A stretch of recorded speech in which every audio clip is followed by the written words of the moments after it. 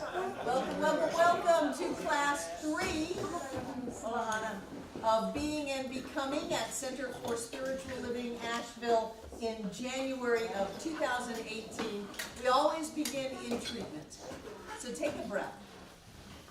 And we let go of any of the concerns or worries from the outside world. Let your breath out. Breathe in again and continue to breathe.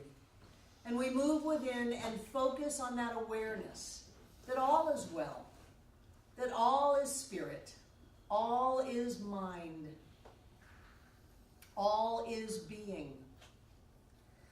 And as we move beyond the realm of time and space and form, we know that this being, this spirit, this mind is creative and vibrational, and that it contains but is not limited to form. So we don't even call it universal. It's beyond that. And we know that since it is all in all, as all is all, then each one of us is an individualization of that divine mind.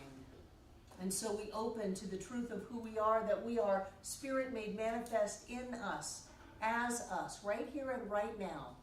It is all that we are, and we are all that it is. And so we know that energy moves through us into creation, creating like unto itself, as health, prosperity, joy, love, success of all kinds. And we know that this class is wonderful, that we get exactly what we need to get, that we connect and we share and we awaken to greater possibilities within us. And so with great gratitude for Fenwick Holmes, Ernest Holmes, Science of Mind, Center for Spiritual Living, Asheville, and this class, we release this into all that spirit is, because we know that spirit is all, as together we say, and so it is. Excellent. Welcome, welcome, welcome. So who was not here? Who is here for the first time tonight? Were you not here 2 weeks ago or last week? 2 weeks ago. Okay. So Nicholas, welcome Nicholas. We are out of books. So this is where you're going to find your book, Nicholas, on our website, www.cslasheville.org.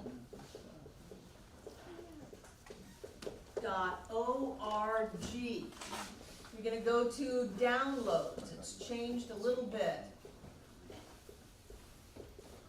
And you're going to go to books or PDF.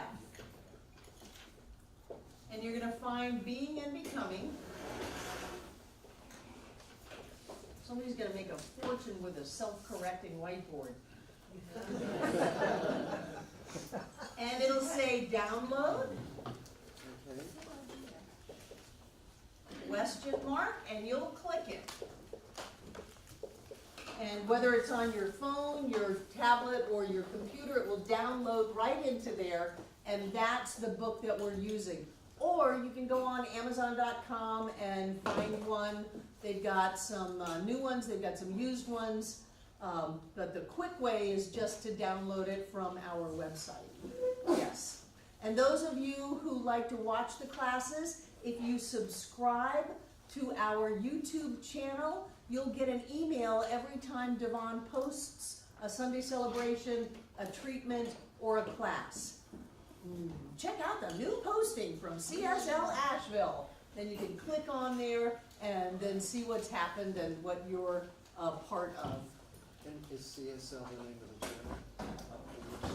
Yes, CSL Asheville is the name of the YouTube channel. And you can get there through the website also.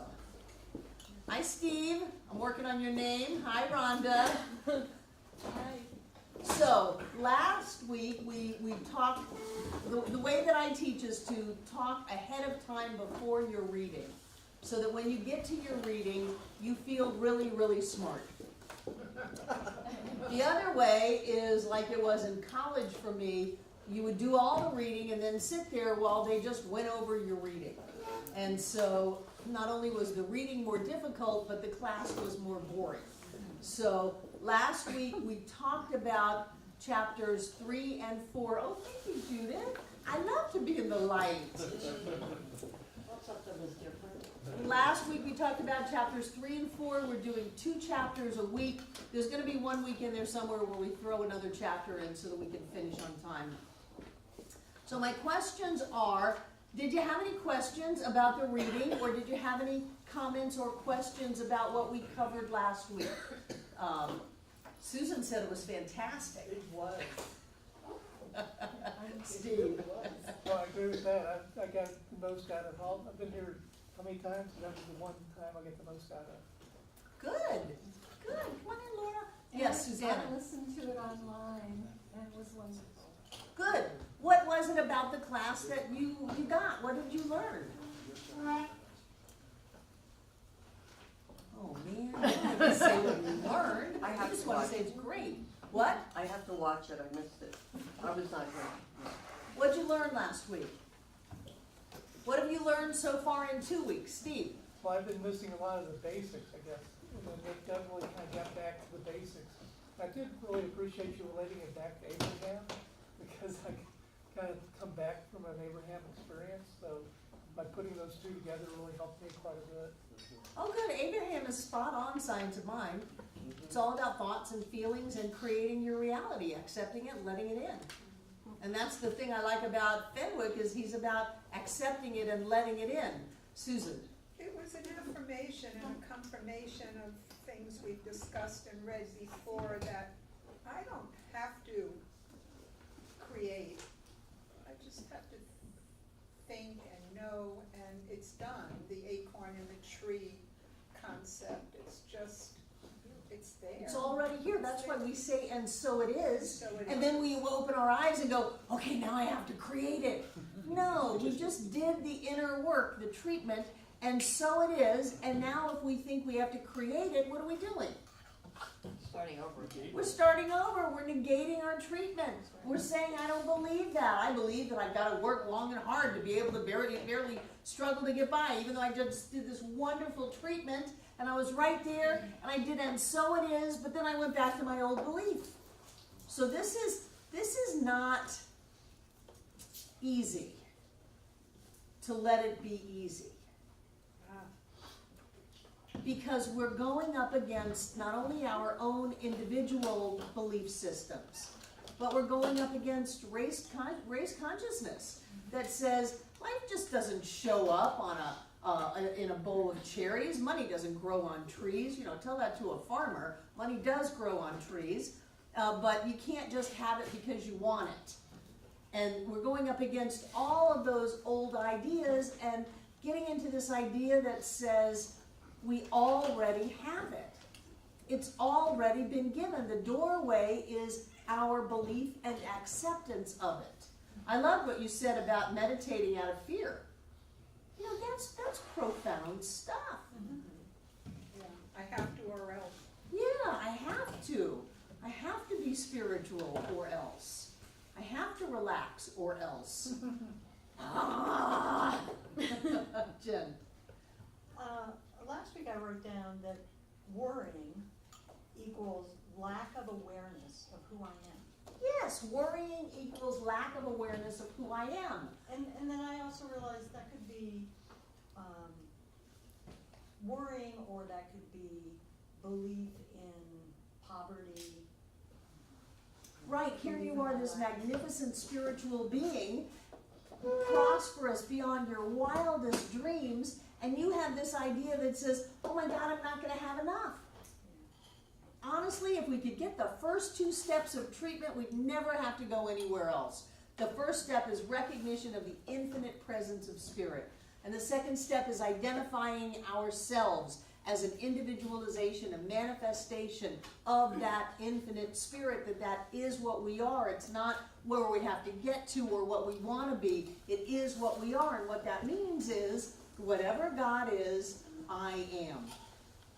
Powerful, prosperous, successful, joy-filled, all of those healthy, all of those are already us. Hi, Nicholas. So is it a matter of aligning to the timeline of when that is in this dimension? Because knowing that it already is a belief, and it's, I mean, I'm all into embracing that. I have a challenge of being patient of when that shows up. Well, you don't have to be patient about when that shows up because you know it's already here. Don't be confused by the facts. Of The what? facts change all the time. So if you do a treatment for your brand new car and you open your eyes and that car is not there, do not buy into that. Right. Don't go around and go, oh, the car isn't here. You know, it's driving around the corner right now to be delivered to you, and you go, oh, it's not here. And there it goes, does a U-turn, goes to find somebody else. So once you're really clear that it is already here, you're not moved by the facts. You can look at something that didn't happen the way that you thought it was going to happen and know that that blessing is in there.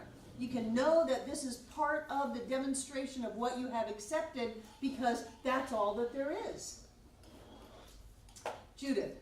I mean, you know I've been manifesting quite a bit for a while. And I've been doing spiritual practice for quite a while now, and I'm studying, and yet I still feel that I'm missing it, that I'm not there, that I'm Where? still struggling, that I'm Where not can you be, Judith, that you are not? only where I am, I suppose. Right. So what is there that you are not?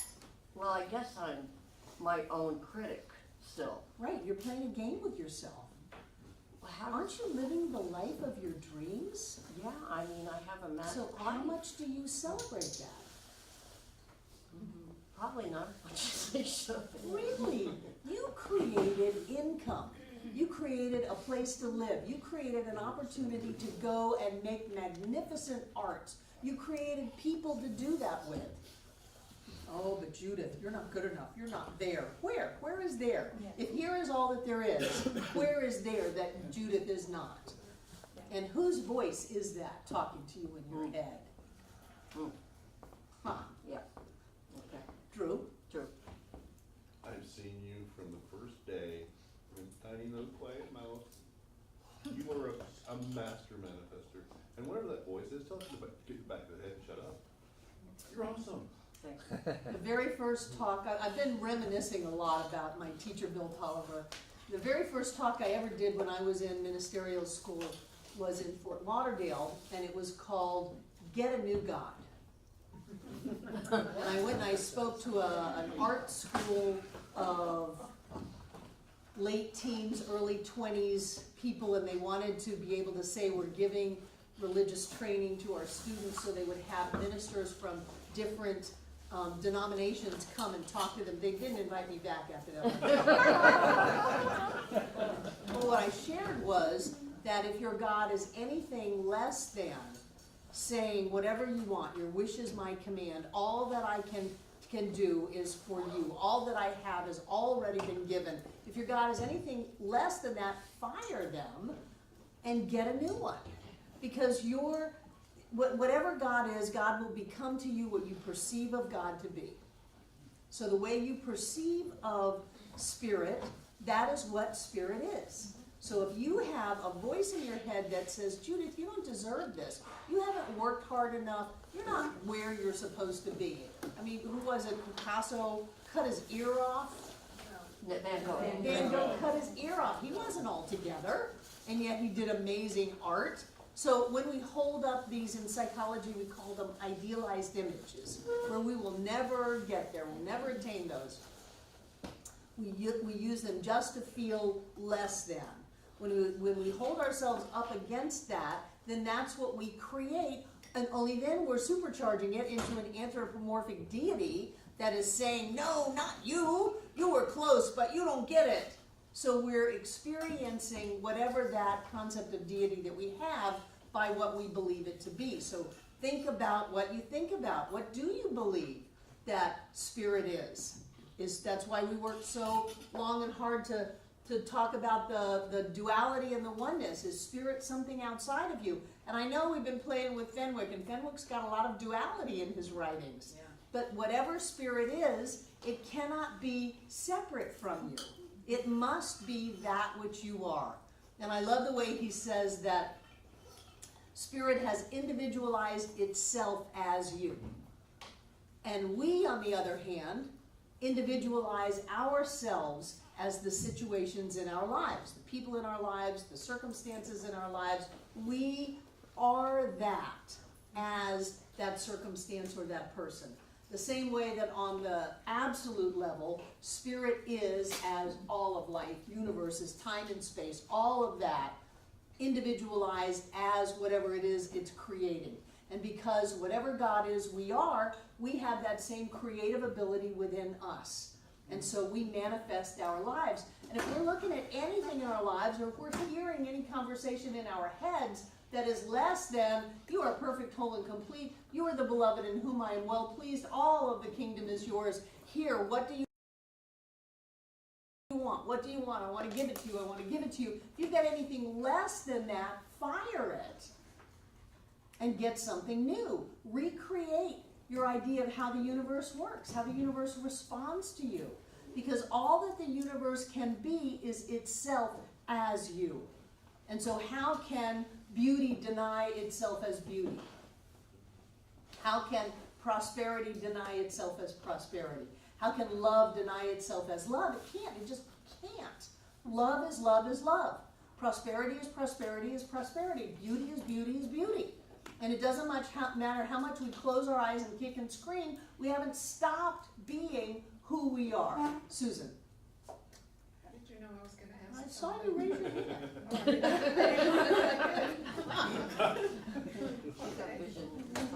So if or when I go to a place where it's hard, the words, it's hard, this is difficult, I'm afraid, I'm just losing the truth momentarily, Sure. temporarily, losing the truth. And that's why we practice so much listening to the words that we say and thinking about what we think about. What do you do if you fall into it's hard? Well, I have. What do you want to do, maybe a better question. I have the tools, and I tend to flush it. I put in positive, because I know the space can only hold so much of something. So the more positive reminders I put in, or activity, I'll go for a walk, I'll just do something nourishing, and it exorcises whatever the crap is that's there. Great. How long does that take you these days? Less time, I don't know, less time. I mean, it's more automatic. It's Good. just an automatic thing, but it's happening frequently. Right. So you would rather it not happen at all. Or let's start with less frequently. So let's start with making peace with it. I just told my friend today that I'm being kind and gentle with myself during this process of fear. Do you remember the old transcendental meditation days? I did it. And they would say whenever you have a thought, just picture it like a bubble coming up and releasing. Yeah. And that what you're doing is you're releasing stuff from inside of you. Yeah. So my guess is that your experience of having more of that resistance come up is just a releasing process. And it seems to be happening now in particular. I mean, I don't want to personalize this too much, but I'm in the process of doing something wonderful for myself. Yay! And I don't know, I don't even want to go into the psychological, what is the resistance here, that's like You too don't have to much. go into it, And I but don't just, want to go just into when that, it but I comes up, recognize welcome it. it Yeah. instead of fight it. Mhm. Welcome it and say, oh boy, another piece to let go of. That's good. Yeah, another piece to let go of, because I'm safe, and this is easy, and I am completely supported by all of life. I've done this 1,000,000 times before, and I'm going to do it another 1,000,000 times. Isn't this great? And first of all, you can't hook the resistance that way, and secondly, you're reprogramming yourself. You're flushing it, as you say. Yeah, So don't fight it. Just look at it as process. thank you. I have, in your question last week, you asked us to notice the manifestations in quick our ones, life. yeah. And it's the journey. I've been, me who was back there got here. That seemed, Boy, it wasn't long ago you were freaking out about buying a car. Uh-huh, I know. yeah. Now look at you. You got a little resistance. So what? Yeah, good for Thank you. you. Yeah, so it's important for everybody to give themselves a pat on the back for all of the work that we've done and to notice the demonstrations. Jane? Well, I've struggled, I guess I probably have, with the fact that I am really afraid to dream about what I really want to do. I don't think you're afraid to dream about what you really want to do. Well, what can I tell you? I think you use fear to keep yourself back so you don't have to risk. Oh. I think you're so ingrained in, I'm not gonna let myself be great. Because I was great once in my life and it scared me. That you say, oh, well, I'm afraid, I'm too afraid to do it. No, I don't think you are. I think you're invested in staying small. Yeah, well, I don't like being small. Well, if you didn't, you would go home and write. It would be it's just a strain for people. If you don't wanna be small, Jane, you will be who you are, which is a writer. I don't know how many years I have to say this to you. You have to go home and pick up a pencil and put it to a paper and write something. Yeah. And personally, I don't think you're ever gonna be content or happy until you do. And I don't care if you ever get published again, I don't care if you throw it away, I don't care if you burn it, but you have to let your gift out. If you don't let your gift out, it will suffocate you. And then you create all kinds of stories as to why I didn't let my gift out. Yeah, I really don't, I would like to contribute gifts, and I feel terrible that. Pencil, paper. Okay. Sounds like you've said that before. Oh, for Yeah. years. Oh, yeah. Oh, yeah. Yeah. Well, it's like if Judith tried to stop taking pictures. She'd explode. She'd be one of those cartoons where the head blows off. And that's part of the problem, is I haven't been shooting. Let there not be a problem. Yeah. Just get up tomorrow and go take a picture of something, your toe, I don't care. Nicholas. When you mentioned the bubbling up, like in the transition, or letting that go, I find for myself that so much of my biological parents' programming of you're not good enough, you'll never amount to anything, comes into play, and I've gone, I know that's bullshit, I've let it go so many times, and yet it still surfaces. So if it surfaces, just let it go. Thank you. Thank you for sharing, And let it go. Okay. Let it go. and I sort of, What fools, what blind fools couldn't see the amazing person you are. Nicholas was with us on our first day. Nicholas is the one that brought a crystal bowl, held it in his hand, and played it in my living room on the very first day. It was our music program. I fell in love with crystal bowls. I'd never heard a crystal bowl before. Yeah, and how anyone couldn't see you, it is their total loss. So let go of that. And the way you let go of that is to embrace who you are. Not only let it go, they didn't know, that's not me, but well, who am I? I'm a being of light. I'm a being of love. I'm magnificent. I'm glorious. I'm fantastic.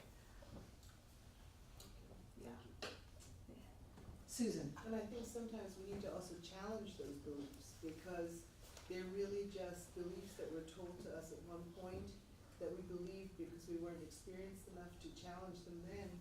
But I think we have to look at them as we develop and then challenge them. and Right, see if they're we still can't true for just us. let it bubble up and go away, then challenge it. And look at it, is that true? Am I worth less? Well, of course not, I'm worth all. And look at those things, yes. I forgot your name. Karen. I'm starting to feel very frustrated because I keep asking, like, ask and it shall be given to you, seek and you shall find. And the only thing that I'm even asking for is guidance. It's not some material possession or some new relationship or anything. And I just feel like, I feel like I never get an answer, and I'm thinking, okay, is there such a thing as not getting an answer because maybe there's something you're supposed to be learning in the process before you get your answer? No, that's a crock. Okay, well, Yeah. okay, well, Well, I'm That's the no wondering- pain, no gain model. So Okay. instead of asking for guidance, start telling yourself you know. I already know. I know what to do. Because infinite intelligence in you, as you, is you, Karen, already knows. But I don't feel that. I don't feel like Well, I don't do. go there. Start feeling like it. How would you feel if you knew? Mm. Your job is to open the door and keep it open. And every time we say, I'm afraid, this is hard, I hear my parents' voices putting me down, I don't know what it is, we slam the door shut instead of open it up. It's all right here. It's all right here. Every answer to any question that you have, the solution to any problem is right here. So what is your mindset that's keeping you from getting it while Spirit's knocking on your door saying, here it is, Karen, here it is, Karen, here it is, Karen. But I don't feel like Spirit is knocking on my door, I know. or I'm not hearing it. I know Spirit's knocking on your door and you're going, la la la la la la, I don't hear anything. Open the door. So start telling yourself that there is within you something that knows. Because you are connected with all that is. And this is true for everybody. There is that within you that already knows. I would take it so far as to say that there is that within you. You're over here with, oh my God, what am I going to do? Oh no. And there is that you over here that is already on the other side, knew it and did it. And I go a little farther to reach out my hand to the part of me that's over here going, ah, to reach out my hand and say, come on, darling, I got you. We already did this. It's already handled. We're already on the other side. Come on. Like that. And that way, do you see how you just took a breath and relaxed? Well, I mean, maybe I'm getting an answer, but I don't think it's the answer, or maybe it's an answer. Well, you that I don't like the answer. The fear comes in, like especially if it has to do with a way to deal with a health issue, either with cutting or with a way that could be more alternative, that kind of thing. And anyway, I don't know. Can I say something? It sounds like you're not trusting your intuition. Instead, thought you're my intuition's not framing it like you're supposed to get an answer, a sentence, this is what it's supposed to do. Intuition will only lead you in one direction. And there's no right and wrong here. I think as spiritual people, we get on this kick that says the only thing that's the right way is the natural way. That I have to have an alternative healing rather than going to an allopathic doctor and getting cut on. As if somehow God stopped at the point of the doctor. When I'm in pre-op with people, my prayer, my treatment with them is that the hand of the surgeon and the hand of God is one hand, reaching and touching that body and bringing it back to a state of health and wholeness, which is its natural state. Why send somebody off thinking that they failed or they've done something wrong? I waited on this lip years. It bled. People were going, you really should go get that looked at. I'd go to the dermatologist and I created it to where they just froze it off. After like 3 years, I said, you've frozen this off half a dozen times. And then they went, ugh, and started looking. The next thing I knew, I was at the plastic surgeon. I had 8 surgeries on this lip. And I showed up back at this center, all stitched up. I lost half my upper lip. My nose got moved. My whole face got just different. It was really different. We had a woman here named Willow who had a brain tumor. And she said to me after I came all bandaged and stitched and all of that, she said, I didn't feel like I belonged here because I had a brain tumor. And I felt like this wasn't right for me to be here, like I had failed somehow because I had a brain tumor. We're all going to check out. We're all going to do our dance. If I want an end result in my life, if I want to get from here to Sam's, call me shallow, I don't care. If I want to get from here to Sam's and I don't want to drive my car because it's an awful fossil fuel burning, big Chevy, big automotive company, gas guzzler thing. then my choice is, well, I can walk, I can ride a bike, I can use somebody else's big fossil fuel gas guzzler car, or I can just drive my car and be okay with it. And so I find it easier inside of myself to drive my car and go to Sam's and stuff it full of all kinds of stuff, which goes to this center, so that when we come in, we've got toilet paper in the bathroom and coffee to drink and a place where we can get a higher thought. But if I went to war over every little thing in my life that I could translate to, you really need to be more green with this, you really need to be more natural with this, you're really not good enough, you're not doing this right, you've got to take a different path, then I would not be getting all that is mine to get in the world. I love my plastic surgeon. I had my eyelids done. It was great. Having your eyelids done is great because all of a sudden it's not hard to keep your eyes open all day.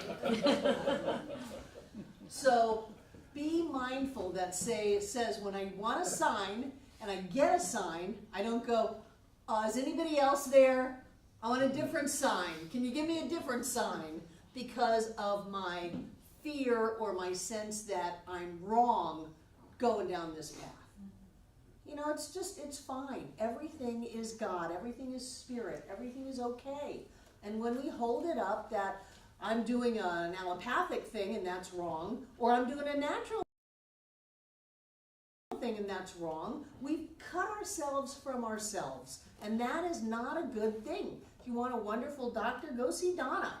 Wonderful naturopathic doctor. She'll do all kinds of tests on you and figure stuff out. That's great. If you want an allopathic doctor, go see an allopathic doctor. It's all God. And if you've got a practitioner treating for health and wholeness, do you really care how it manifests? When I had the flu, I went to urgent care.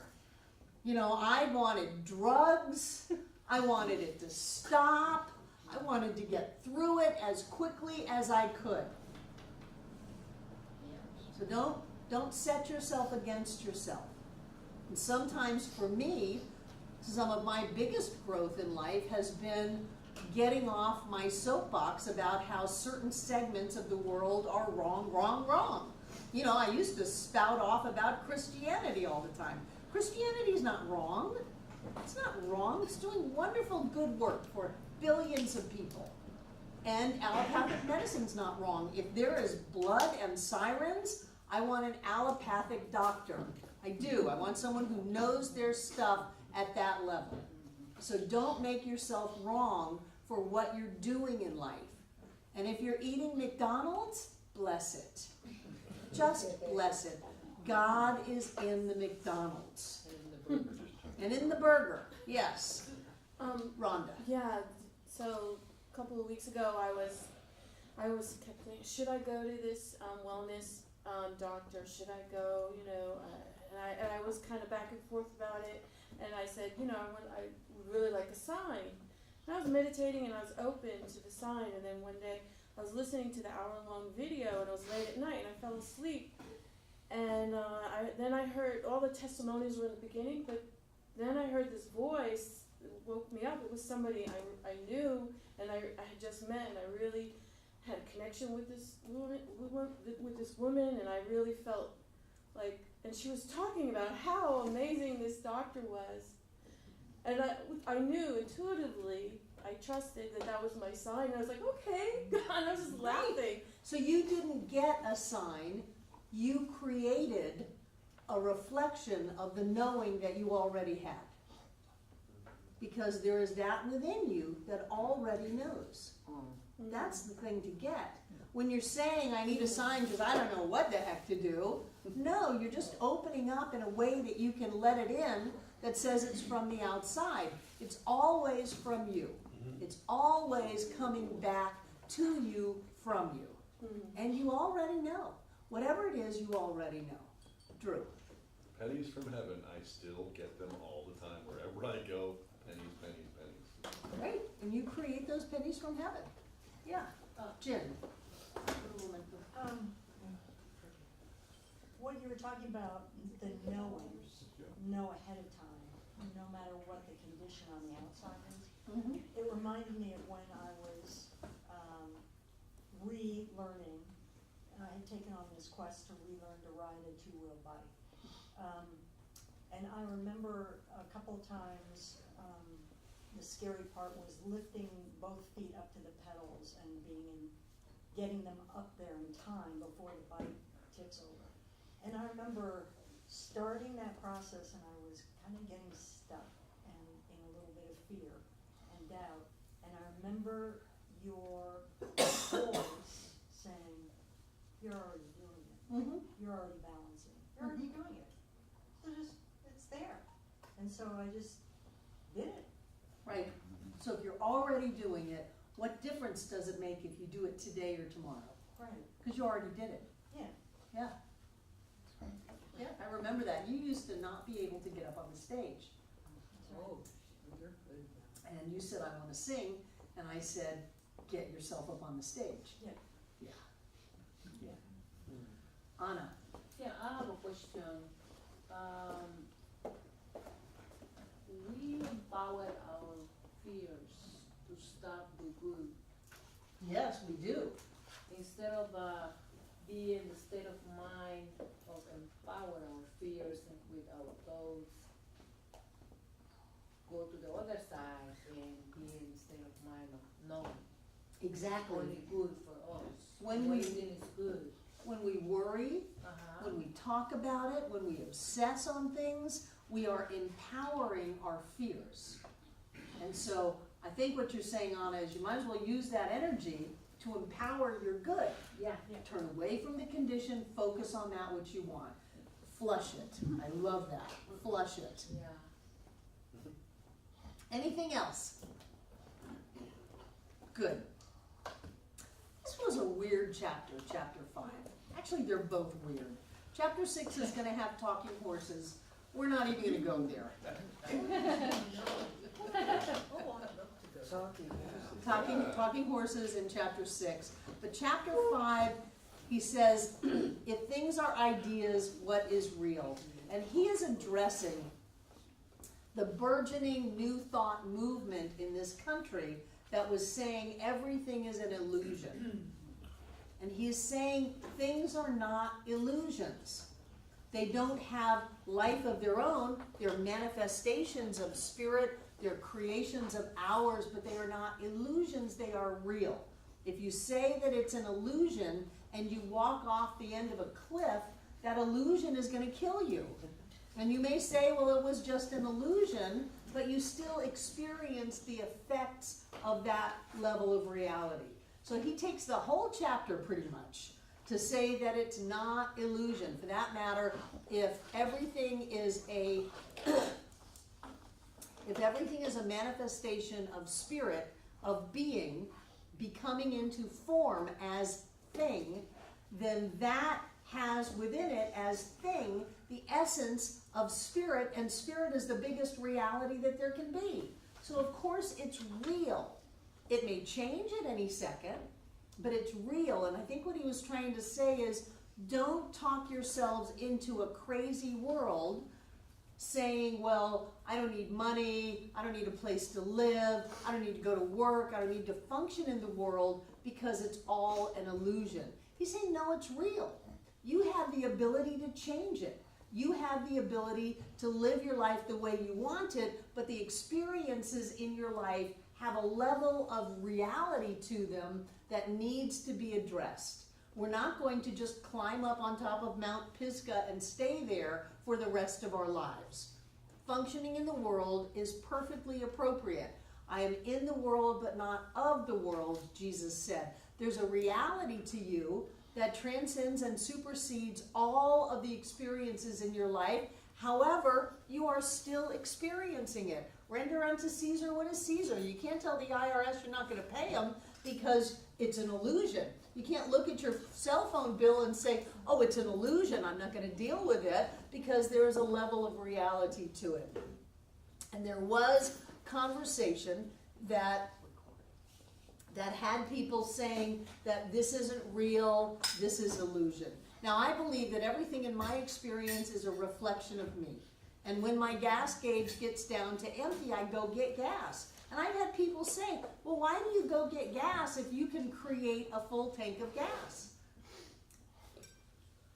need in my life to go get gas. If someone can do it without going to get gas, that's fine, but then their experience of filling up their gas tank has a level of reality to it. It has to take them the couple of 100 miles that a full tank of gas will do it. They can't just paste a picture on it with the needle to full. So he's saying to people, this is real. This is dealing with reality. However, you can change your reality with your thoughts the same way that spirit contemplating within itself becomes that which it contemplates into form. You do the same thing. So he got on a soapbox on this.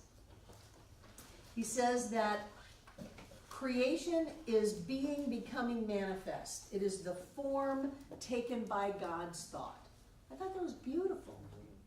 That whatever God is, whatever spirit is, spirit thinks, and then there's a form that that thought takes and is part of the manifest universe.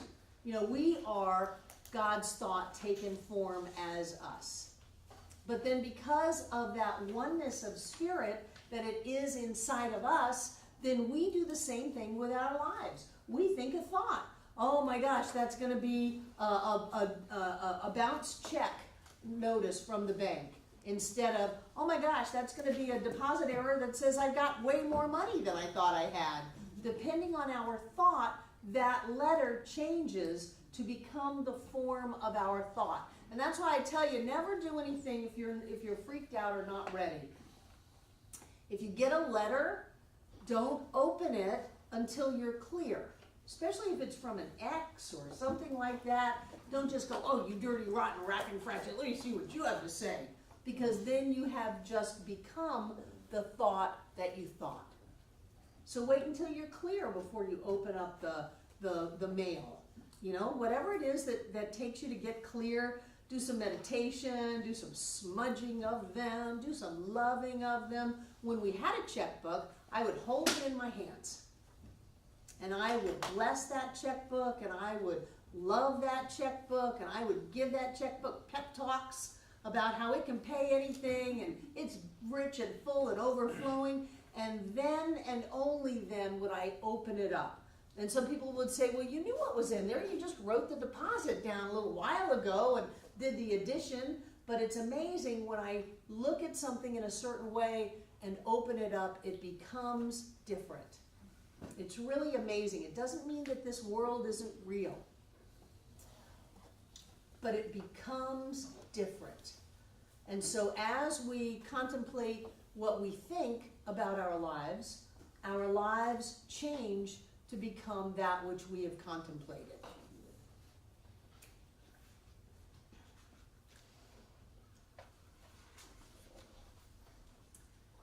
Yeah, that was just weird. So, personal and impersonal. Do you have any questions about that? Is it real? Is it really real? How does it play into the coining the phrase of what's been popular in the last few years, a holographic universe, that this planet is a hologram? Is that like taking a substitute word for illusion?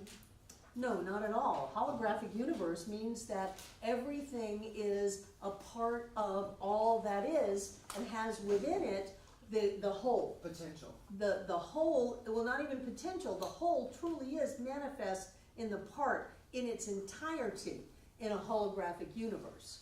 So when you've got this idea of, well, I'm just a piece of God, I'm a part of God, I'm a little bit of God, a holographic universe completely says that that's not true.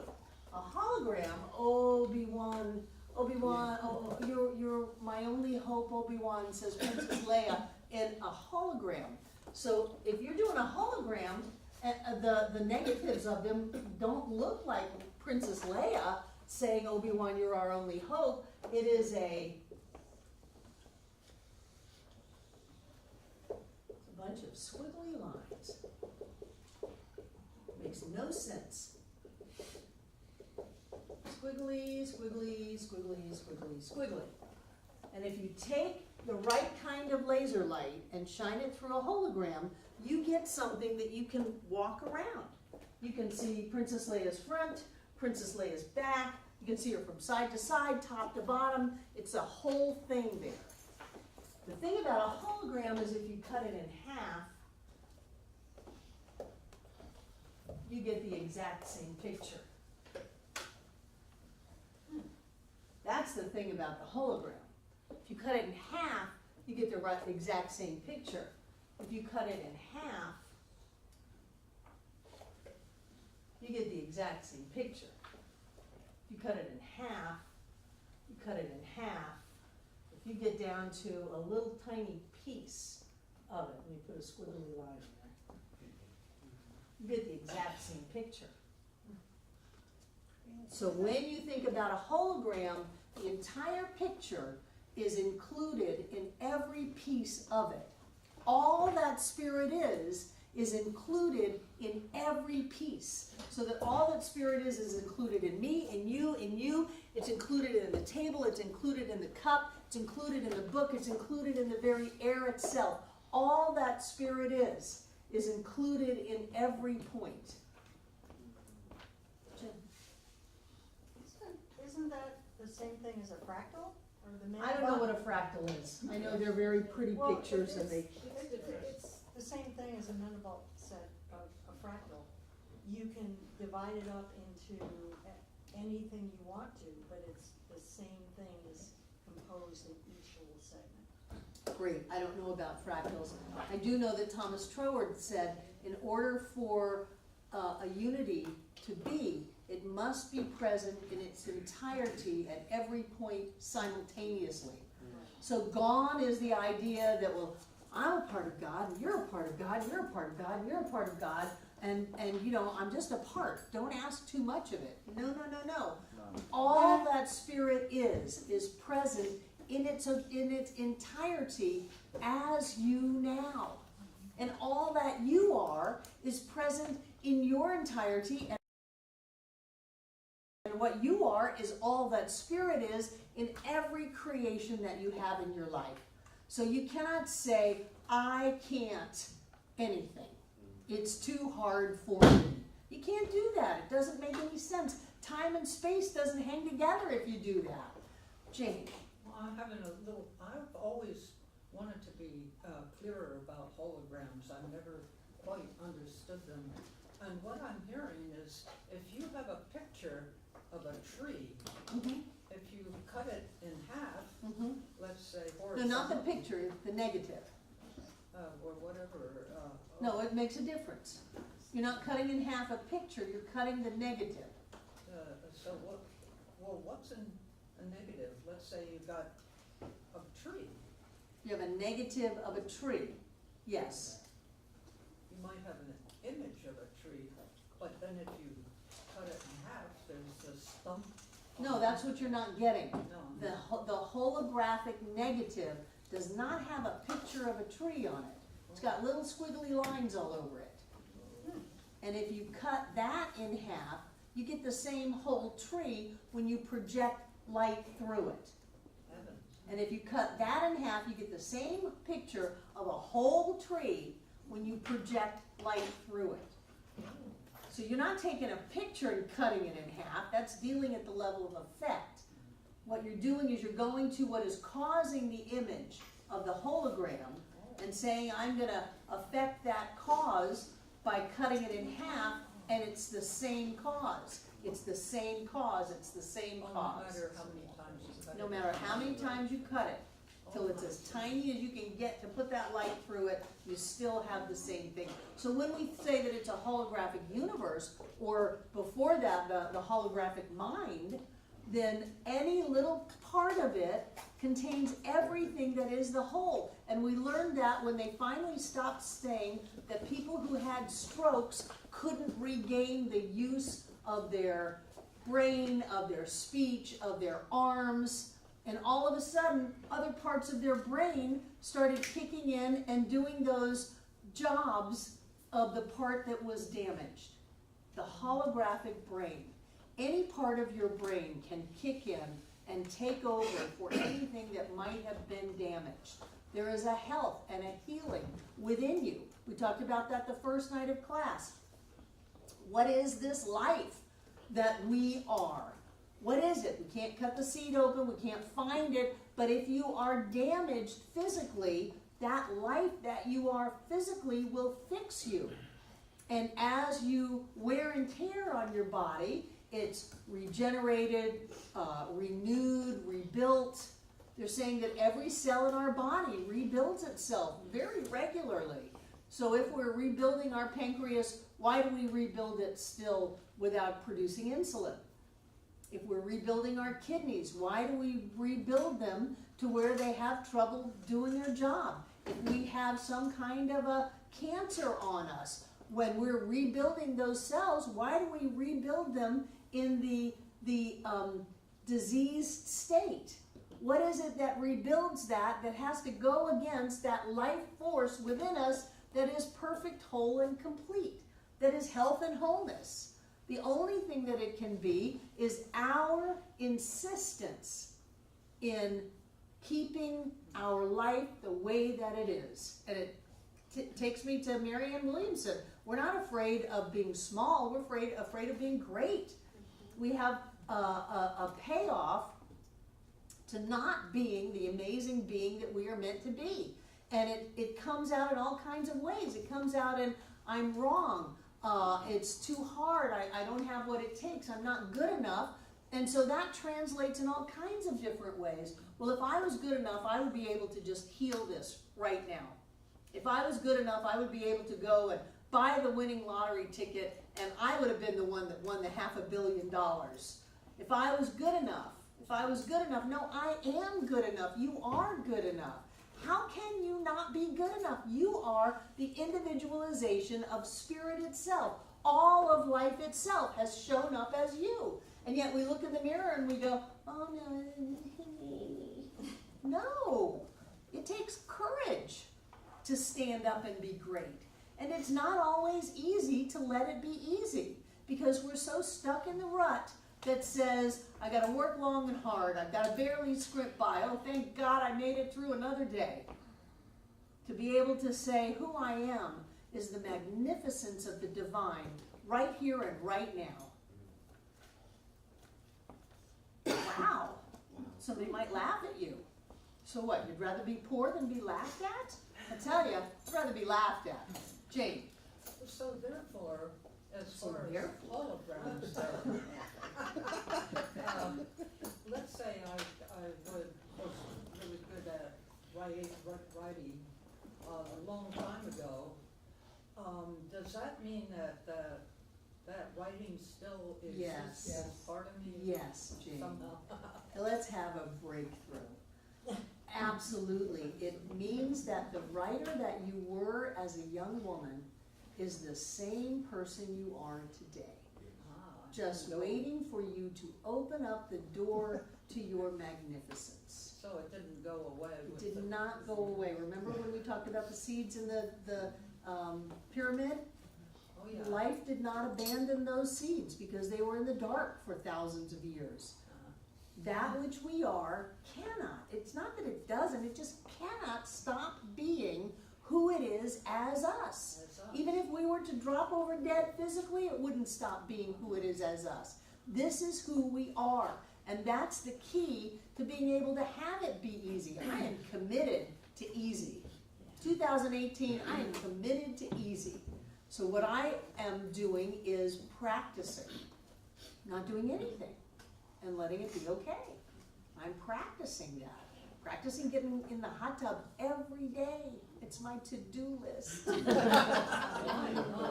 But to do that, I have to not buy into the idea that says I'm only valued by what I do, because that's a lie. Yeah. Judith. Thank you for the clarity, because you just uncovered it for me. I've been in fear of being great. I know you have. And And yet I you was are there. great. I was there. Yeah, I've been there. And then suddenly over the last month or two, it just kind of, I had this fear come up. and I allowed it. Do you do this on a regular basis? Is Yes. this a seasonal thing? I think it might be. So you're gonna wanna mark your calendar that says have extra fun Yeah, over the holidays. yeah. Make sure you laugh and love and eat and have a great time over the holidays and into January, because you need to keep yourself tuned up. Because my holidays were very dark this time. And, Shed a little light on them. yeah, Yeah. Yeah. Good for you, good for you. Nicholas, Jen, and then Drew, and then we're gonna take a break. This makes me think that it kind of reminds me of having a doppelganger that already is doing what I want to do, already having, Oh, already yeah, experiencing. over here going, come on, honey. Yes. We already did it, we're already through, we're already on the other side, because all time is now. So my future has already happened, so what am I so freaked out about? What am I worried about? Right, you have a double, it's already got it done. Yes, that's what I'm Yeah. saying. Uh-huh. And then just like lining up to that double and allowing that energy to come Right. into me and a knowingness. Right, there you go. Jen, Thank you for reminding us about the importance of practicing relaxation, practicing fun, practicing being still. I think I get so caught up in the what if, oh my God stuff that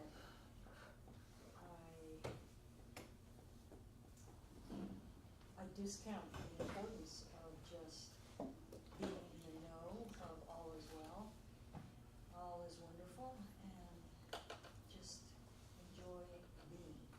right. I would think that you feel that your incredible progress that you have made is because of all of the hard work that you do. And you are discounting the spiritual aspect of it, of the divine healingness, the health and wholeness that is already inside of you, no matter what the diagnosis. And so the fear then is, I've come this far, I can't slide now, or I'm gonna go right back, so I've gotta work, and make this happen and keep it going. That's a good point. Yeah, and I think that if you could let yourself feel loved and supported by life, that's what I love about this book, the God that hears you, the God that heals you. It gives us a little bit of duality, and then we bring it back into it's all inside of us, but it gives us a way of thinking about it that allows us to be loved and held and healed and heard. Yeah, because if you're doing it and you're stressed, we're missing out on all of the energy that life has for us. Yeah. True. Yeah, this isn't directed to anyone, Judith. But you can, look, Lioness, you can try to pretend you're a mouse, but your greatness has already gotten out. Your squeak is booming. Your bigness, your largeness, your greatness is out. Roar, because your squeak is really big. Roar. Susan. I miss the God of duality. I know. I know. Who doesn't wanna, his eye is on the sparrow. I know he's watching me. I want that. I know, the Father God, Mother God, Big Brother God, the arms that held me, helped me, pulled me, pushed me. It felt lonely, like I was doing it all on my own, even though I knew it was in me. I mean, I was focusing that it was. So this is good, I'm glad it's back. Yeah, well, it's not the God of duality, because I it's not a understand. dirty rotten SOB sitting on a cloud No. saying, Barbara, you just pissed me off and I'm gonna screw you over today. It's all me, but it's more than me. It's that part of me that is already there. Yeah. It is the part of me that is the being of light, and I know I come from the light. It is the part of me that is all love, that is life eternal. It is that part of me that knows that I know that I know. And that when I get scared, or when it seems overwhelming, or when I forget, because there is no time, it can, in this now moment, put the arms around me and say, we've already gone through it. We're already there.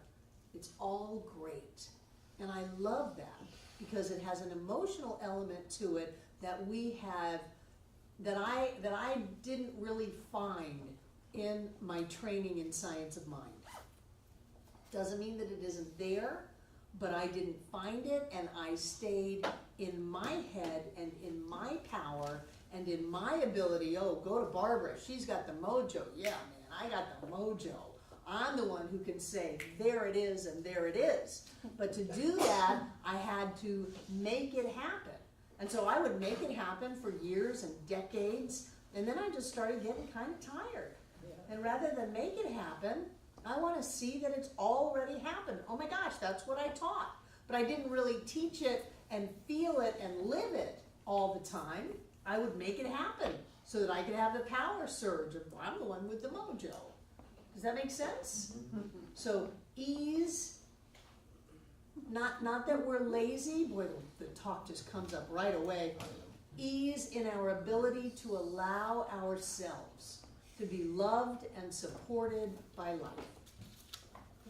I think to make those quantum jumps into real prosperity and health and an experience of wholeness, then it has to be more than on our shoulders, more than us making it happen. We really have to open up to all that is, that loves us and supports us and has already given it. Before you ask, it shall be given. Let's take a break.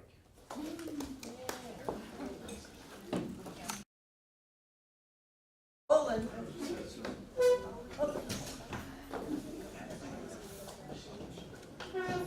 Roland. Okay, now we're going to look at subjective and objective and personal and impersonal. So, objective is the outer, it is our conscious thoughts, it is the world that we live in. Subjective is inner, it's inside of us. It is thoughts and beliefs and things that we don't even know that that we have going on. Could you just repeat objective again? I'm sorry. Objective is conscious, it's the outer, and your objective thought, you say, well, of course I deserve to be rich. And your subjective thought, you go, oh no, you don't deserve that, you're no good, you're not ready, you don't have, you're not that kind of person, whatever those thoughts may be. Subjective is belief systems that would be not only ours that we're not aware of consciously, but familial belief systems. Well, in my family, this is what happened. You taking pictures? No, I'm videoing you sometimes. So, subjective would be race consciousness. Remember, I think we talked about one of the last two classes that the biggest belief in race consciousness is that of separation, and that opens us up to poverty and lack and fear, survival problems, that kind of thing, because there's a basic belief in separation pretty much in all of humanity. And so that's a subjective belief. People may say, well, I don't go around believing that, but you have subjective influences of that. Objectively, you may say, I know that I'm wonderful, and yet I keep picking these relationships that have me feel discounted. Subjectively, there's a belief system and thoughts going on with that. Can you say that again? No, didn't you just record it? No, no, I didn't have that. Oh, Just- well, just what you said I about the don't know. belief. It's important to understand, though, that the subjective contains the objective. It's not that the objective contains the subjective. I know, he does. I'm going to take this one off. Oh no, I'm not. It's I'm not. getting a little cloudy. It's like the patterns like we have the subjective. Patterns can be in the subjective. Yes.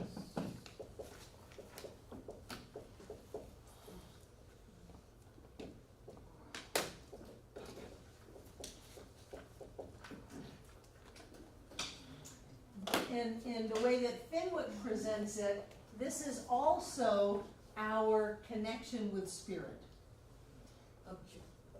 Subjective. Subjective, yeah. So when we look at our subjective awareness or our subjective mind, we don't want to just look at things that may be getting in our way. It is also that which is open to intuition, to guidance, to connection, to love. And yet we have this objective reality. But get this, the objective awareness of ourselves and our world is a little piece. That matter, this circle is way too big. It's a long word, so. It's a long word, really, but I'm gonna go with like a little piece. Okay. It's like the formless within which is all form. The subjective has within it our objective experience. So people say, well, I thought a thought of health and I got the cold anyway. Well, if subjectively you had all kinds of thoughts that you were going to get this cold, that maybe getting a cold wasn't a bad thing because I could get some health days off from work and I could chill out and catch up on my Netflix and, you know, I wouldn't have to be pressured, so germs are real anyway. I don't care what Barbara says. I have one thought that says, oh, I am healthy, but I got the cold anyway. Well, oh, I am healthy. If all of this is about getting the cold, we're going to get the cold. So what we want to do is put things into our subjective. And I like subjective better than unconscious because subjective includes the subjectivity of the race instead of my unconscious, even though Jung called it the collective unconscious. And I also like that it is subject to. So when we're thinking more thoughts, when Susan is flushing those old ideas that say it's hard and it's scary, then we're shifting our subjective. When someone says, I did not think that thought of getting into that car accident, and I'm not talking about Lynn, I'm actually talking about Joe, who had a head-on collision, and he keeps saying, what did I do to attract this? Well, I'm not sure that you thought a conscious thought of getting into an accident. You may have thought that you wanted your life to get easier. You know, you may have thought that you wanted to have a flat house now that you're in your 80s. You may have thought that you wanted to be closer to family. You may have thought that you wanted some downtime. I don't know what you thought, but I believe you that you did not think a thought of getting hit head-on in an accident that was absolutely not your fault. But on the subjective side of life, if we think, well, this is the direction that I want to go, and if we have a belief that no pain, no gain, we're going to do it in a way that is not so easy, but that we're going to act out that's in alignment with things that we have held inside of us and beliefs that we've held. And so what we want to do is vigorously think the thoughts that say, I can accept all good and I experience it with ease and grace and love and joy and great laughter and happiness in my life, and I'm prospered and I'm healthy and I'm happy and successful and whole in every way. And we think those thoughts vigorously, not just when the sirens are coming, and we shift the subjective nature of our consciousness. That's why sometimes people who haven't done a lot of self-work, they haven't been in this kind of teaching very long, they may think we're nuts.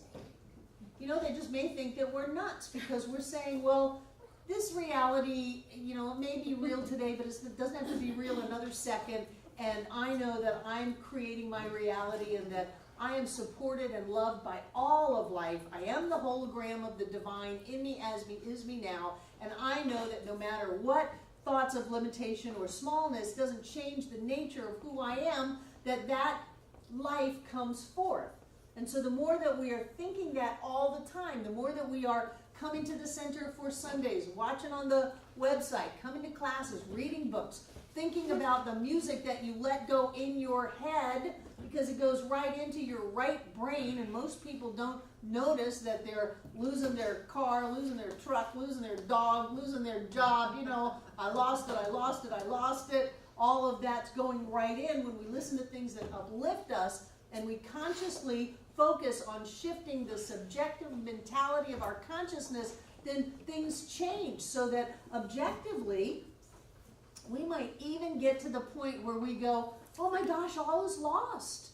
This thing fell through. And subjectively comes up, oh no, this always works out. You've been in this situation before. Only good can come from this. Everything is unfolding for our highest and best. I am a world-renowned designer and going to New York and Paris, and I am uplifted, and my dreams have come true, all of that.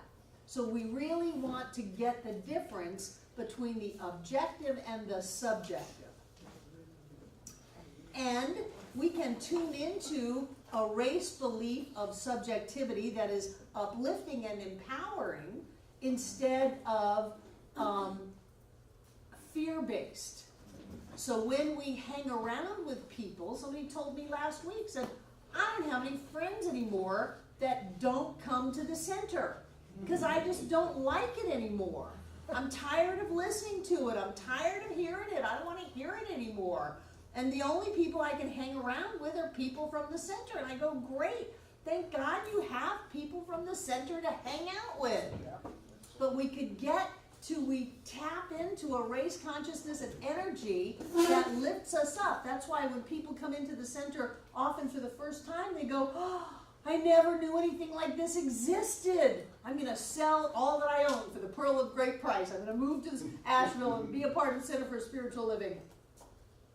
When they come in here, they feel the collective consciousness of countless healings and miracles and breakthroughs and the love and the joy. I marvel sometimes at the relationships that develop between the people in the center that I have no idea people are close. I have no idea people that would never have crossed paths if it wasn't for this roof, and now they're best buds. They run across the room, they hug each other, and I go, really? I wouldn't have in a million years put those two together. But they came together with like minds, and all that there is love. And so they're close. So what we want to do is understand that we consciously use our objective mind. And we subconsciously or subjectively use our subjective mind. Now subjective consciousness, where am I? I'm going to personal and impersonal. The objective side is vibration and form. So the vibration is the thinking, the attracting, the intention, and the form is the form of our life. The subjective side is an awakening in our consciousness of the idea of what we are seeing. So as we think something, there is something that awakens within us to that idea of manifestation of that. And the subjective is the one that does all of the work. So the unconscious is running the show.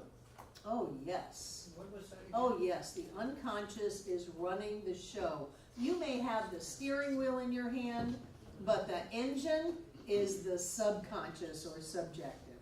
Yeah, I don't want to say it's unconscious because we are never unconscious. Right. Do you ever get hypnotized? Yes. Yeah. Were you on the very tips of 2 folding chairs and you were aboard and 5 people sat on you, something impossible? Anything like that? Did you quack like a duck? What was it? What'd you do? You stopped smoking? Yes. I couldn't put my finger down. Once I was hypnotized, it stayed up. You what? I couldn't put my hand down. So they told you couldn't put your hand down. Right, something Right. like that. Right, that's your subconscious or subjective. It has amazing power. It has amazing power on the physical plane. It can lay you out with just the tip of your head and your heels on 2 folding chairs and sit 5 people on you, and you don't bend. People can be told that they're burned, and they develop a burn instantaneously, and then they can be told that there never was a burn, and it heals as quickly as it burned. Isn't that amazing? So when you allow a passing thought of something that you're not really wanting to experience, like, oh my God, they just blew snot all over me because they're sick. Oh no, I'm gonna get sick. That goes right into your subjective, and as you have filled that subjective up, it either takes it and go, well, yeah, it's flu season. You know, you've been hearing them on the news, it's an epidemic. Or it says, germs don't affect me. My body is healthy and whole. My immune system, I was born to heal. My immune system is made for this. I am completely perfect. I'm just going to go through my life and be okay. So depending on how your subjective is geared, then that's what's going to happen when you allow your focus to go on something. Jane. I always thought the subjective was your mind and the objective was the world outside of you. No. No? I mean, you could look at it that way. In this analogy, we're looking at the different aspects of you. Okay. Okay? In terms of impersonal and personal, impersonal is this idea of spirit that does not have an agenda, because it doesn't have anything to compare it to. So it has no better or worse, it has no good or bad, it has no this experience is better than that experience, because it just is. And what is it? Health? Happiness? Well, Okay, let's stop there. Wealth? Love, stop there, and joy. Whoops, joy. That sounds great, I'll take one.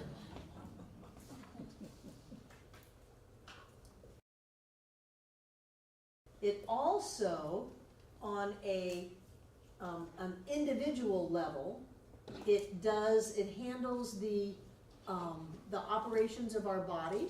So we could see this impersonal also as subjective, in that the unconscious mind, the subjective mind, the impersonal side of life beats your heart. You don't have to think about it. You don't have to do affirmations every day that your heart beats in rhythm. It just happens. If you get cut, the blood coagulates and all kinds of magical, wonderful things happen so that heals. It is also where intuition comes from. So you think, well, I want to know what to do, but I want it to come from my objective mind, and preferably I'd like it in a picture form, maybe a billboard that I can't miss, but it's really more about a deeper awareness where intuition comes, because we are connected to all that is. And so in this mind that has every answer and every solution, then there's a connection there. So when we want awareness, when we get guidance without even asking for it, when all of a sudden we just know something and we know that we know it, then that's from the subjective nature, and it's not conscious. Einstein got his best ideas not when he was thinking about his problems. I believe he got the theory of relativity when he was shaving. So sometimes it's best just to put down the struggle and the problem and go do something else and see if something doesn't pop. Have you ever gone to sleep and woke up with the answer? Well, sometimes I do that regularly with talks. Just know that in the morning I'm gonna know what it is I'm doing and go to sleep and wake up and go, oh yeah, I got it. Did you have your hand up? Just speak. The subjective and the objective and whatnot, isn't that why we can think a thought and then watch ourselves thinking it, step back and have a conversation in our head about what we're thinking? No, that's all objective. Objective. That's all objective. Subconscious, unconscious, subjective, you don't have an objective awareness of that. That is more what fuels the thought that you think. Like, if something starts to go awry and you go down the rabbit hole of everything always falls apart at the last minute and I never get to have it work out and there's never enough and all of that, that is fueled, that is objective thought fueled by your subjective mind. Or if something starts to go awry and your subjective mind fuels the thought that says, oh wow, this is interesting, things are only going to get better, I wonder what blessing is going to show up out of this, and this is a win-win for everybody, and I'm really happy that whoever I thought was going to be involved in this has got something better showing up in their lives, and I'm sure I do too. Then that fuels the thought. And so what we want to do is we want to make sure that the thoughts that we want to live are fueled. Now we fuel them with our objective thought. It's almost like putting deposits in a bank. You deposit into your subjective and then it comes back. So in impersonal mind also has to do with that connection of spirit, intuitive answers to problems, intuition, unconscious activities of our body, all of this stuff that we don't think of. Personal mind chooses, this is just is. Personal mind has choice. I'm going to choose what I think. I can think about what I think about in the personal mind.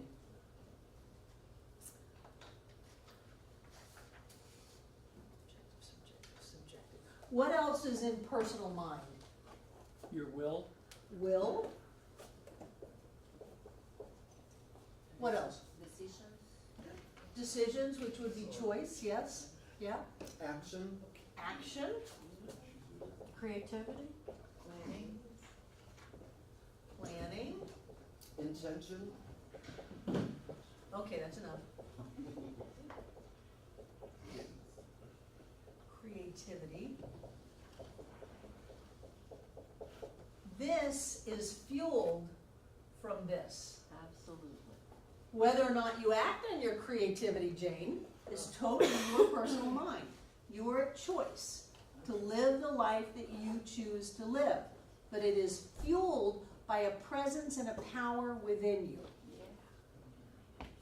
He talks about impersonal mind, or personal mind chooses whatever it will, he says, pass over to impersonal mind to create. We know that our thought is impressing on universal mind and setting law in motion.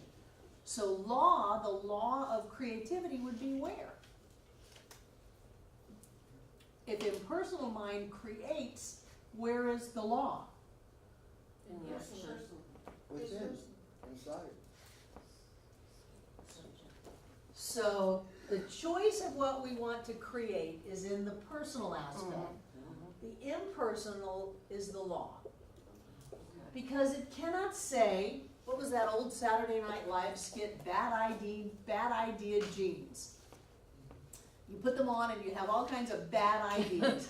It can't say, this is a bad idea, you shouldn't do it. All it does is bring it forth into form. That's why it is impersonal.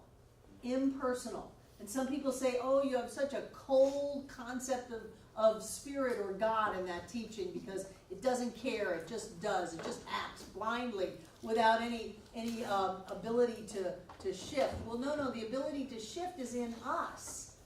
And also, what is in this impersonal is love. You cannot make love go away no matter how much you hate. I've tried it with ex-spouses.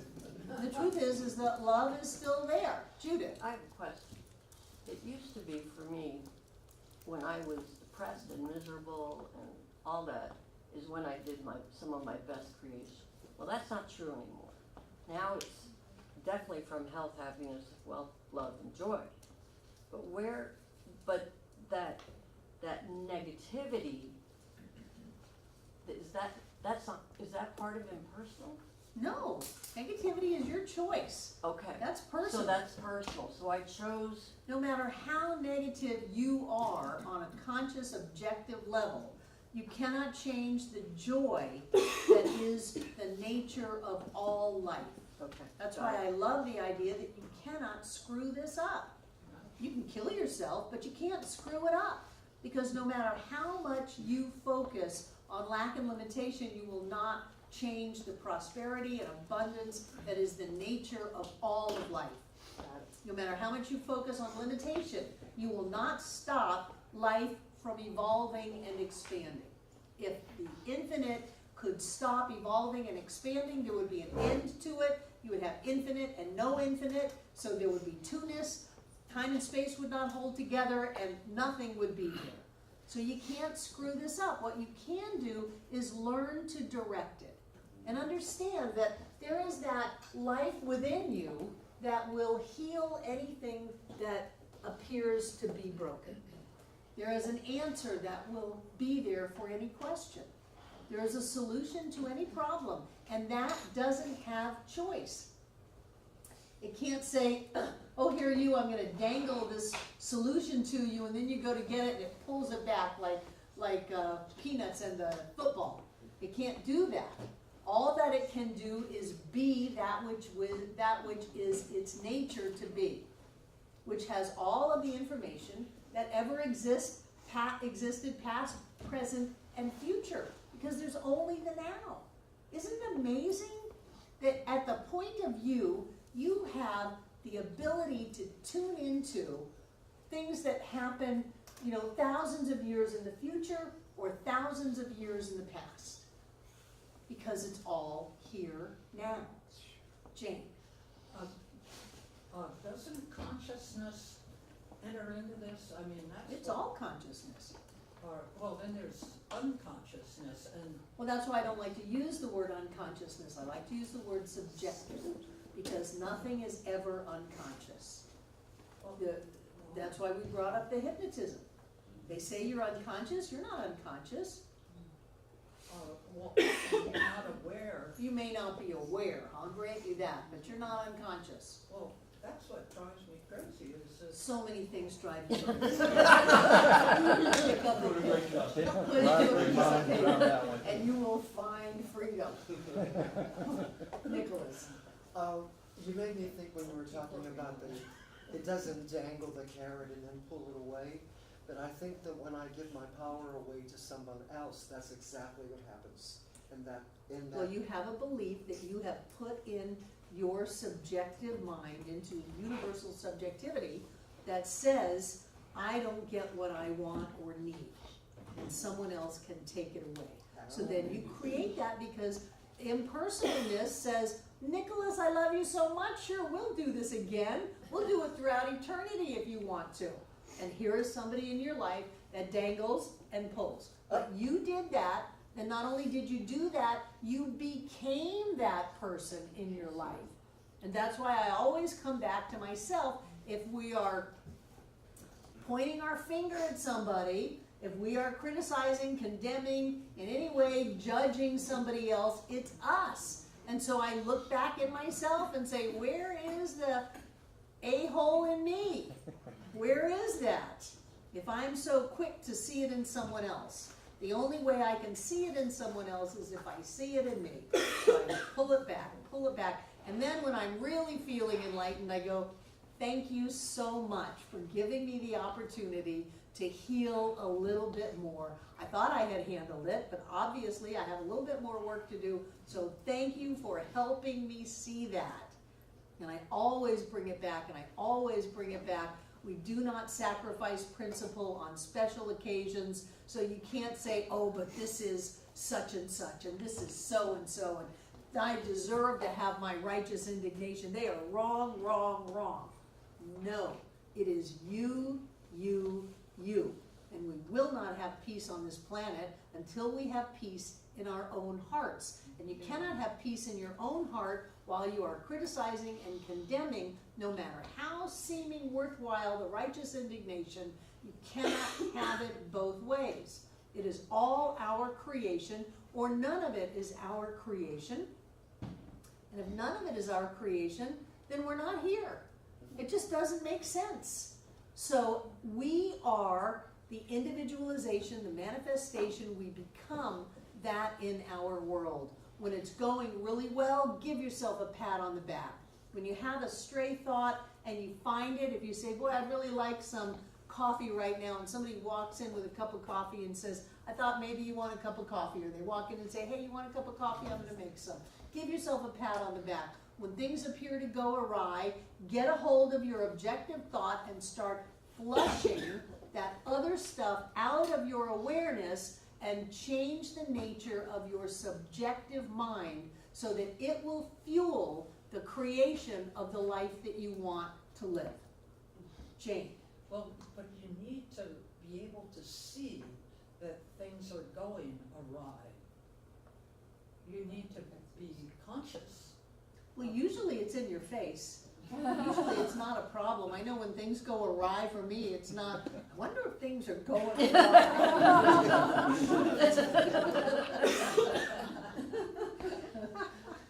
It's true, David. A moment ago you said that we can't screw it up, Yeah. that this is an ascending evolution. To me that means the best is yet to be, but Right. since spirit is eternal, it's already here, we just have to become open to it. Right, and we can become open, more open, and more open, and more open throughout infinity, into greater and greater levels It's of love amazing, and totally joy. amazing. Pardon me? It's totally amazing. It's amazing, and the more that you can get that, the more that you can open up to this idea of really how amazing it can be, then the more you accept that amazingness in your life. It's the same thing as focusing on what you fear and shutting down and worrying and, just being all tied up in knots and anxious. Then you're bringing that into your experience. But I tell you, it's a lot more trouble to go against the tide than it is to ride the wave. And there is that in life that will pick you up and carry you in alignment with its nature. But because we have free choice, we can insist that we hold the universe at bay and we keep away our good. But even if we transition, we're going to open up our eyes and go, oh my God, this is amazing. This is wonderful. That's why I say you can't screw it up. Yeah. Yeah. So there is that in life. And this, those of you who are students of the Science of Mind textbook, you know that there are correlations here. And Fenwick and Ernest were writing very much at the same time. So we have individual subjectivity, we have universal subjectivity. In the universal, there is that sense of all joy, all peace, all life, all expansion, manifesting into time and space and universe layers and that which we call life. It is, it only gives, it only creates. And then because we have as us the same thing that spirit is, whatever God is, I am, we have that ability to create on the subjective. Because of our objective choice, and remember in an infinite, you have to have the possibility of everything, or it won't be an infinite. It would be an infinite except for genocide, an infinite except for epidemic, an infinite except for famine, that kind of thing. So we have the possibility of everything that we can experience in our life. But I want you to know that because there is no separation,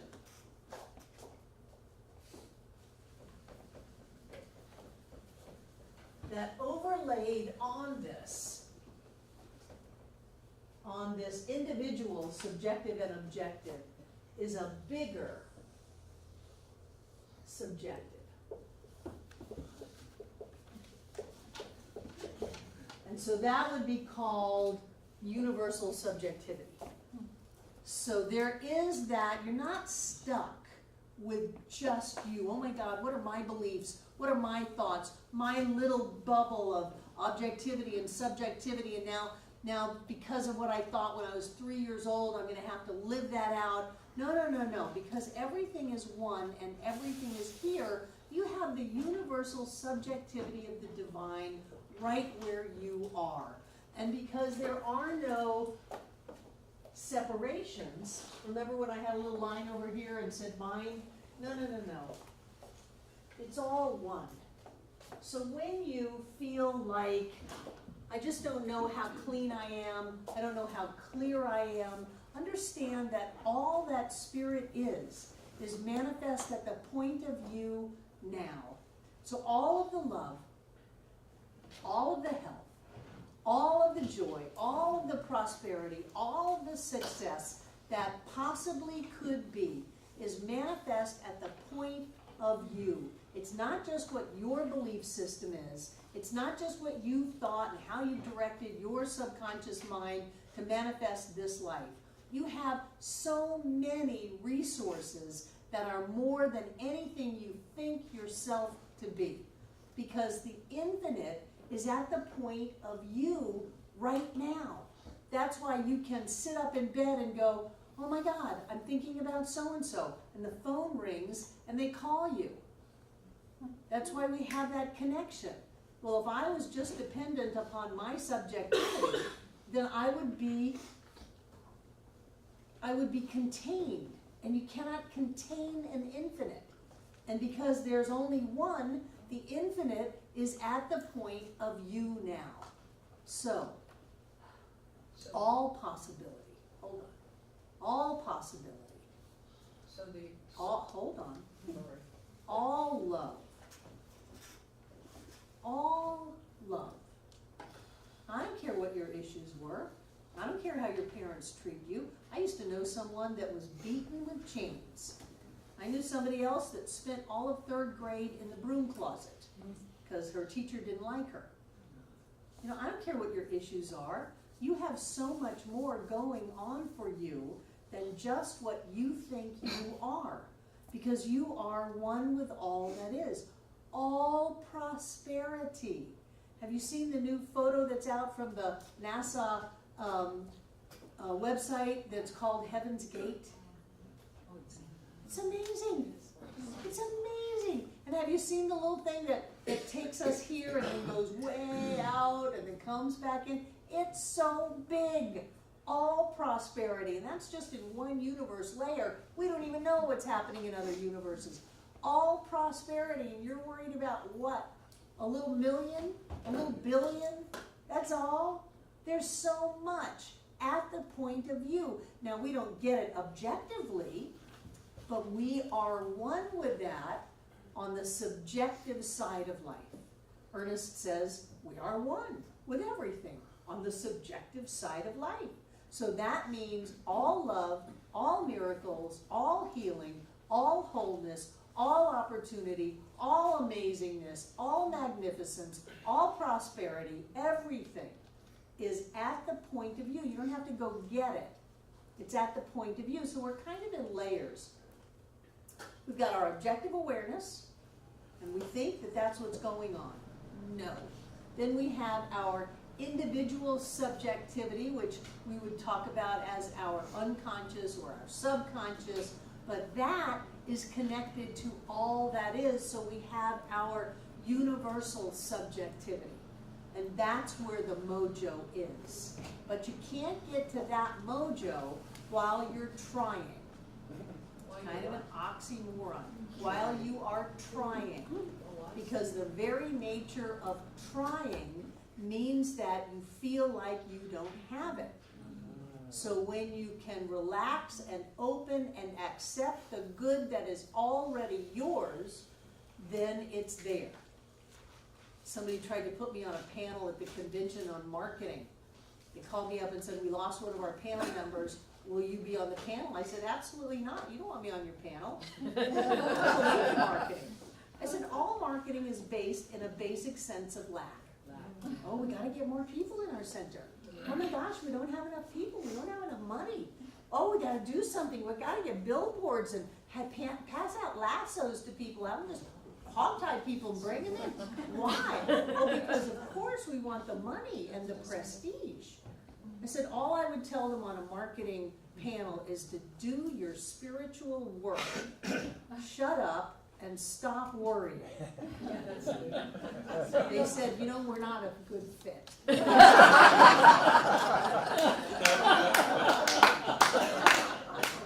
It's true though. The whole place would have probably gone silent. Every time we've brought up marketing, it's always been from a sense of fear and lack. Who had their hand up? Rhonda. So you don't do any marketing? Well, you have the website. I mean, this is my marketing background, so it's like, what? But our website is not to try to get anything. We had that website up for decades and never heard a peep from it. It was just our way to give. To share. It's attracting. It's information. It's giving. It may be attracting, but our purpose is not to attract. You know, we really do believe that everybody's in their perfect and right place, doing exactly what they're meant to be doing. We really do believe that everyone who's here are the perfect and right people to be here. And as soon as you start to go astray from that and think, well, maybe perfect and right people haven't found their way here. Maybe there's supposed to be more perfect and right people here. I mean, who could be more perfect and right than you? And as soon as I get to there really should be more people here, there should be more activity going on, that comes from a sense of lack. When I can go, this is just great. I absolutely love every person in this room. And I am so grateful for these people. I don't pine for people who aren't here yet. That's neurotic. And I don't moan about people who left. Equally neurotic. What I know is that God is all that there is, that we are each wonderful manifestations of the divine, and all is well, completely well. I know that whatever the outer is an outpicturing of the inner for each of us. I believe that this is the best center in the world and the best people in the world. And I'm happy with that. I will not be happier with 1,000 people coming in the door. For that matter, I've researched this enough to know that 1,000 new people in the door could put us out of business, because you would not have a parking space anymore, and you would not have a seat anymore. And that brings up all kinds of issues. So perhaps I can just trust that the perfect and right people find their way here as the right timing on their path, and all is well. I mean, we put a sign out so you can see where to turn. And I'm not against marketing. No, I love it. Remember when you did 2 services? Because we didn't have enough parking. Yes. Yeah, not because we were full. Right. And then we spent $500,000 to buy the property next door, truth be told, for the 40 parking spaces up under that tree. So what does that make each parking space? 15,000? No, 150, no, I can't do the math. Who had their hand So up? you're not saying no to the dancing noodle man, you still have one, right? No. Anything else? The reason that this is important is because universal subjectivity, or universal, and keep in mind universal is only being used because they used to think that was as big as it could get. We know now that whatever spirit is, remember panentheism is the universe and beyond. But what this universal subjective is overlaid on our subjective. There is no separation. All that God is, you are. And so when you think objectively, when you set your intention, when you go in a certain direction, when you make a choice, when you take action, when you use your will to decide, no, I'm not going to go down this path, I'm going to flush it, And I'm gonna go down another path. When you have planning, intention, when you choose to be creative, you are accessing all that there is. And remember, that cannot say no. It can only say, you are my beloved, in whom I am well pleased. All that I have is yours. It is completely your choice. How you want to live. Personally, I think the more we try to make it, the more we put it all on our shoulders, the harder it gets and the less we get. The more that, and I don't mean, just sit on the couch, but if you've got the consciousness to sit on the couch, it will come knocking on your door.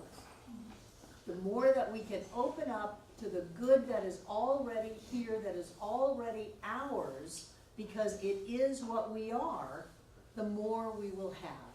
And you cannot open up and accept to try to get more. It doesn't work. Because then you cannot open up and accept to try to get more. Oh. You can't, because then you're not opening up and accepting, you're working on it.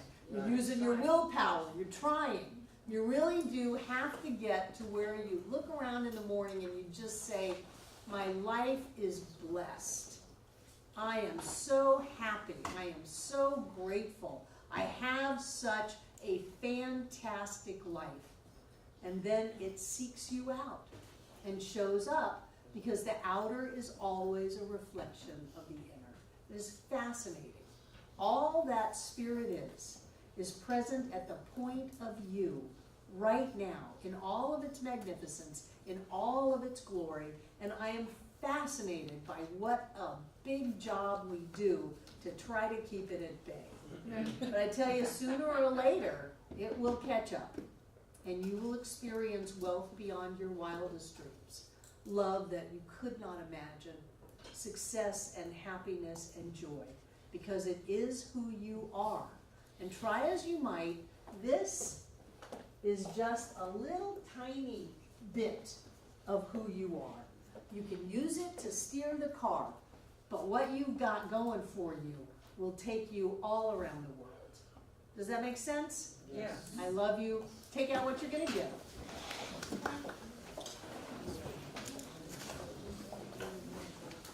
Did it just get really cold? Yeah. It's very perfect.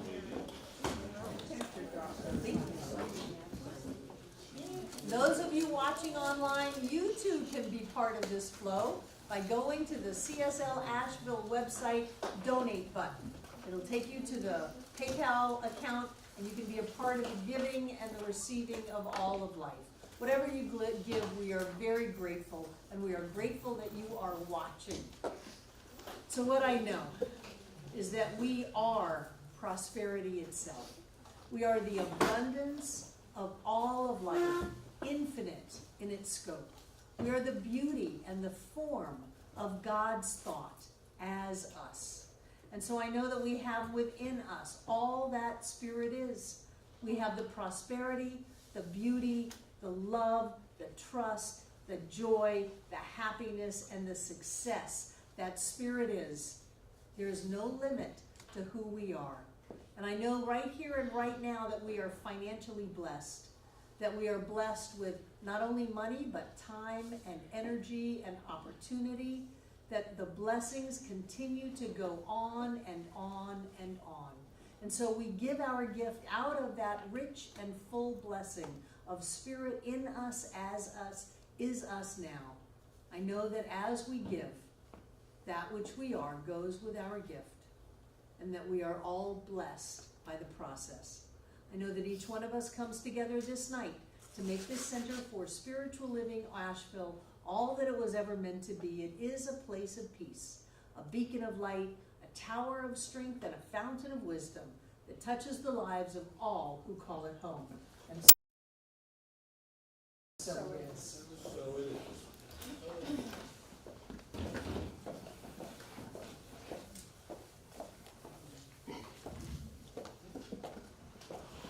And just breathe it in.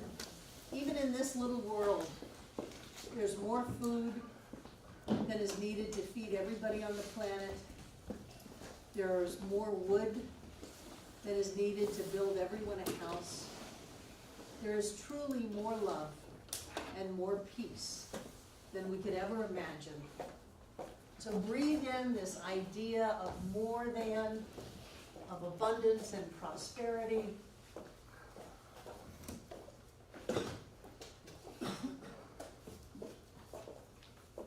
And what I know is that everything in these baskets is blessed, because whenever we give anything, that which we are goes with our gift. I see golden light pouring forth from each one of us, filling up this room from the floor to the ceiling and all between the walls. This air is rich and blessed with God as us. And I know as Spirit moves in our lives, it touches us. It blesses us. And it heals us now. And I know that that energy cannot be locked up in a room, no matter how great the room. So off it goes. It rides on those moonbeams and travels this world to touch, to bless, and to heal every being on this planet. Always here, always now, blessing every one of us here tonight, everyone who has ever been here, and everyone yet to come. And so it is. Thank you. I love you. Have a wonderful